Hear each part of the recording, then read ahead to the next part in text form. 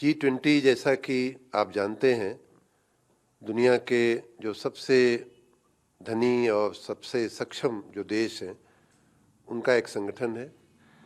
समयांतर में इनकी संख्या और भी बढ़ती गई है।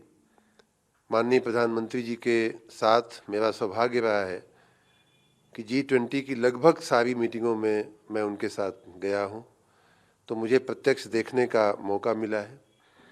जिन जिन देशों ने G20 की मेज़बानी किया है, वहाँ एक बहुत ही गौरव की फीलिंग होती है। सबको अपने आप पे गर्व होता है।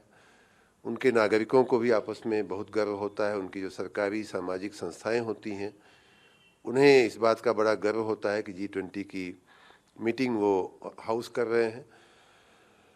मैं काफ़ी कुछ उन जगहों से सीखा भी हूँ, काफ़ी कुछ देखा है। भारत की बात किया जाए तो ये भारत के बढ़ते हुए स्केल या उसकी बढ़ती हुई ऊंचाई का द्योतक है। ये मीटिंगें जो हैं वो सामान्य रूप से मेज़बानी पाना कोई इतना आसान काम नहीं होता है।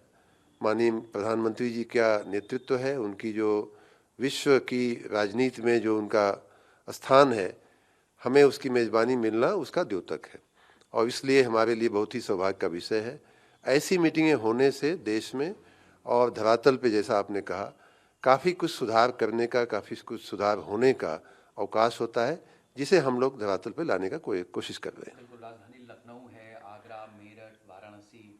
हाँ, तो ये 5 शहर हैं जो इस G20 सम्मेलन की मेज़बानी करेंगे। ख़ासतौर से वाराणसी जो प्रधानमंत्री का संसदीय क्षेत्र भी है। तो नगर विकास मंत्री होने के नाते आपने किस तरीके से इस पूरे आयोजन को अपने दिमाग में रूपरेखा तैयार की?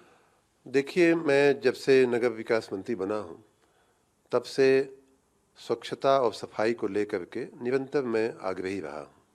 आपको याद होगा कि पहले ही सप्ताह से मैंने सुबह 5 बजे से 8 बजे के बीच सफाई का आग्रह किया और मुझे कहना चाहिए कि इस भारी ठंड में भी हमारे सफाई कर्मचारी, आप देख सकते हैं कि 5 बजे, 5:30 बजे झाड़ू लगाते हुए, सफाई करते हुए दिखते हैं।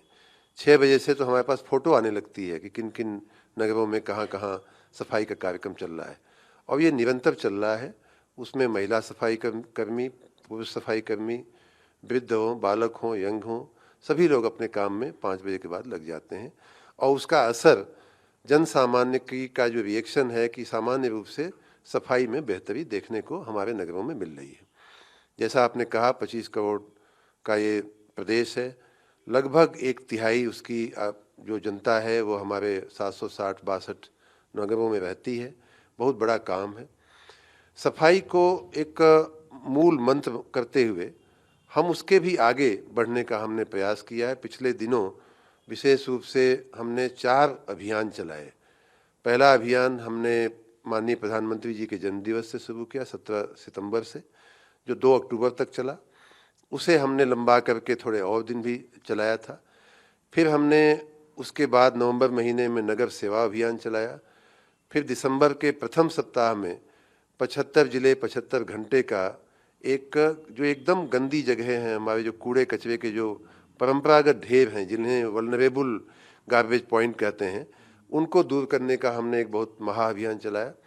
और फिर उसके बाद उनके सुशोभन का कार्यक्रम, क्योंकि गंदगी साफ करना पर्याप्त नहीं है, उसको हमें इरिवर्सिबल बनाना होता है कि जिससे फिर से गंदा ना हो जाए।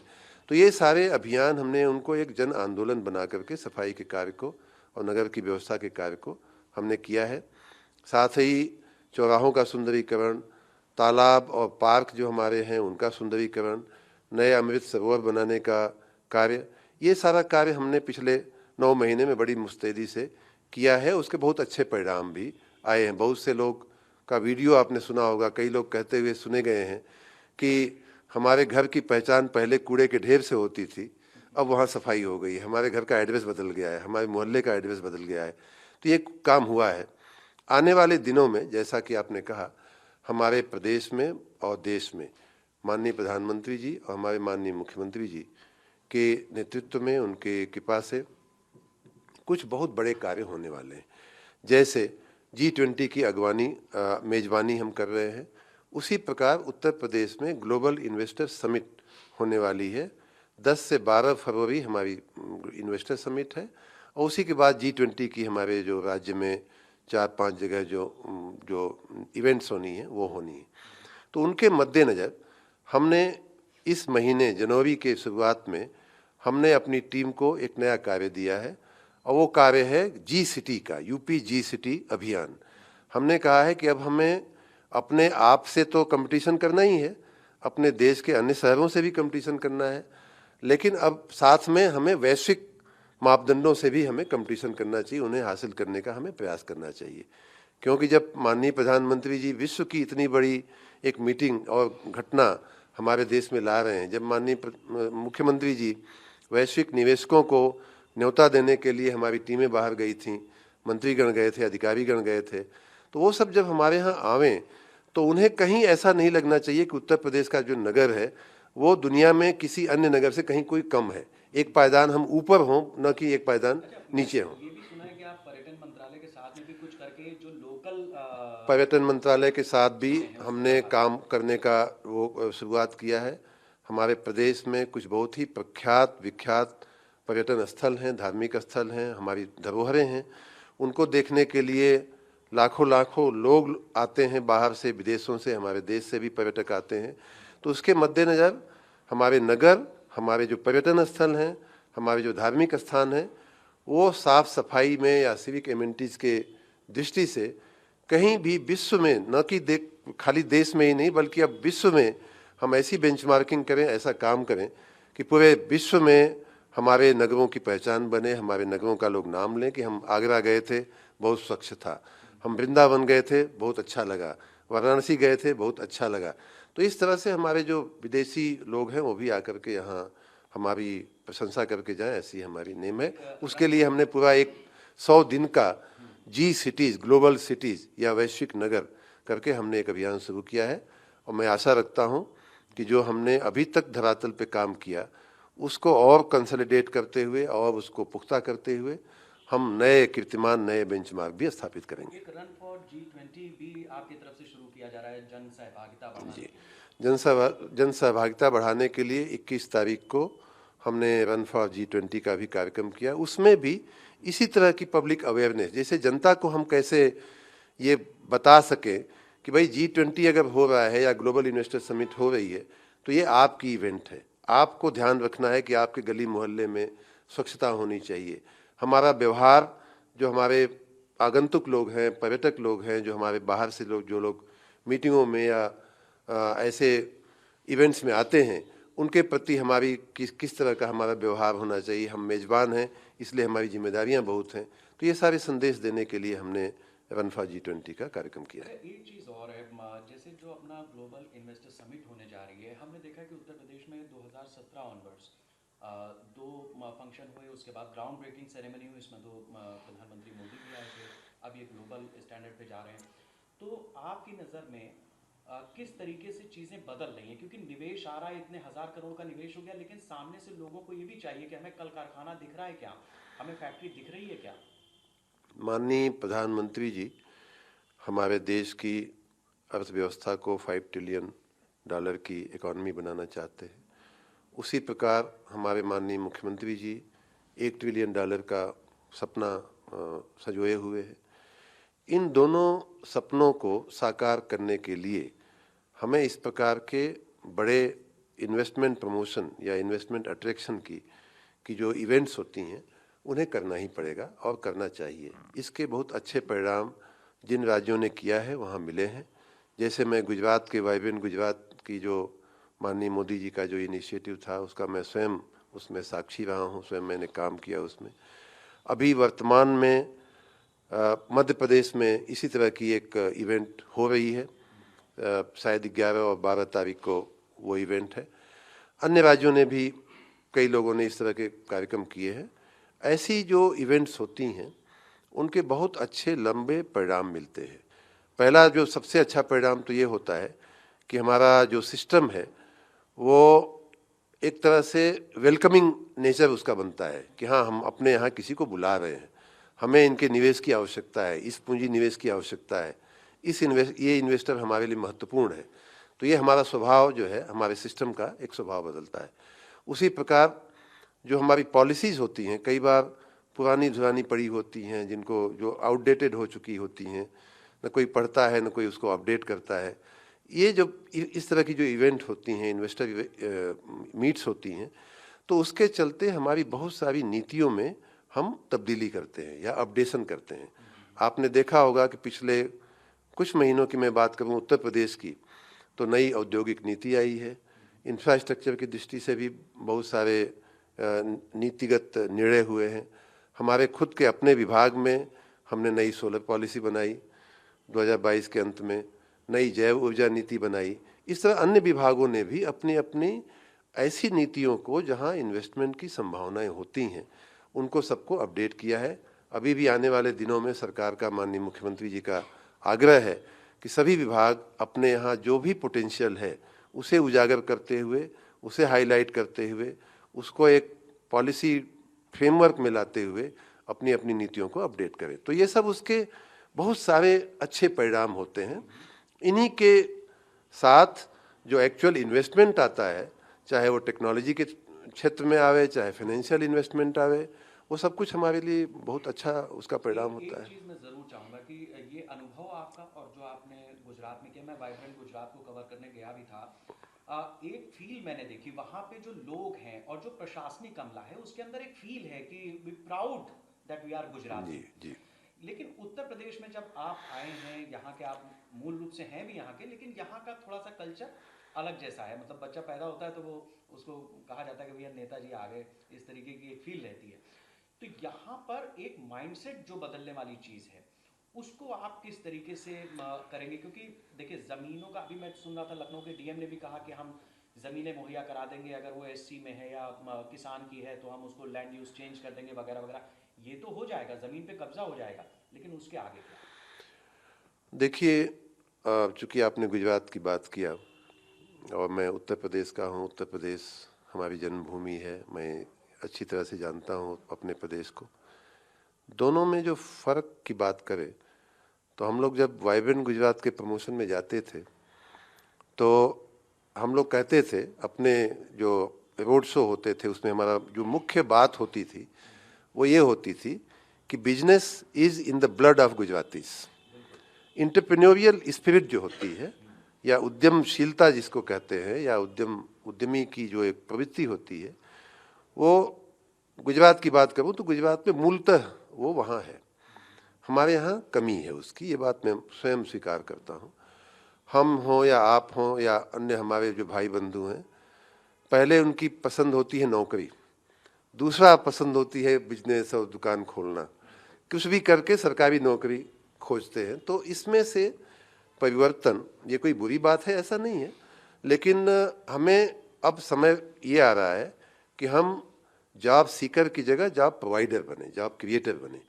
तो ये कई राज्यों ने करके दिखाया है, गुजरात सहित, और उत्तर प्रदेश भी अब उस मार्ग पे माननीय योगी जी के नेतृत्व में चल रहा है। मैं आशा रखता हूँ, जैसा मैंने कहा कि हमारा नेचर जो है वो वेलकमिंग बनता है इन्वेस्टर के प्रति।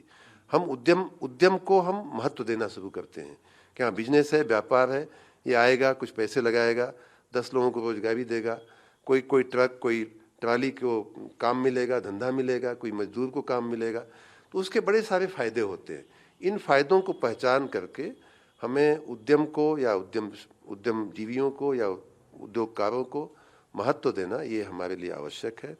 और इसी में से हमारे प्रदेश में कृषि के साथ जो हम अच्छा कर रहे हैं कृषि में, उसी के साथ उद्यमशीलता भी हमारी बढ़ेगी। और तब मुझे लगेगा, मेरा मानना है कि तब उत्तर प्रदेश जो है वो 2 पहियों पे एक तरह से चलना, कृषि भी अपनी जगह पे, हम अच्छी फसल पैदा करेंगे, सर्वाधिक दूध पैदा करेंगे, सर्वाधिक गेहूं पैदा करेंगे, सर्वाधिक चावल भी पैदा करेंगे, साथ में उस चावल की हम वैल्यू एडिशन करेंगे, दूध में प्रोसेसिंग करेंगे, पनीर बनाएंगे, हम पैक करके उसको बेचेंगे। तो उससे हमारे किसानों को भी फायदा होगा। जब भी कृषि और उद्योग जब साथ मिलकर के चलते हैं तो हर आदमी की इनकम में बढ़ोतरी होती है, और वैसे ही हम $1 ट्रिलियन की इकोनॉमी बन जाएंगे। बिल्कुल। अब मैं थोड़ा सा दूसरे मंत्रालय पे जाता हूँ, क्योंकि नगरों को कैसे सजा रहे हैं ये तो आपने बताया, लेकिन जिस ऊर्जा की ज़रूरत है, कल कारखाने लगेंगे, उद्योग बढ़ेगा, तो जाहिर सी बात है हमें बिजली की भी आवश्यकता होगी। मेरे सुनने में ये आया है कि कुछ अपनी यूनिट्स कोयले की कमी वगैरह से जूझ रही हैं, तो शायद बंद भी हो रही हैं, कुछ ऐसा।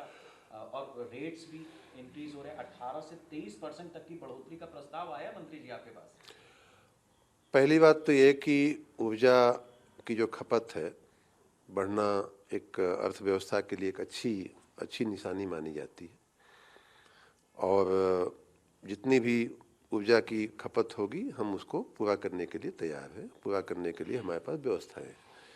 हमारे कई पावर प्लांट जो हैं वो पाइपलाइन में हैं, जो आने वाले 1-1.5 वर्षों के अंदर कार्यान्वित हो जाएंगे, कमीशन हो जाएंगे, तो कहीं ऊर्जा की कोई समस्या हमें दिखती नहीं है।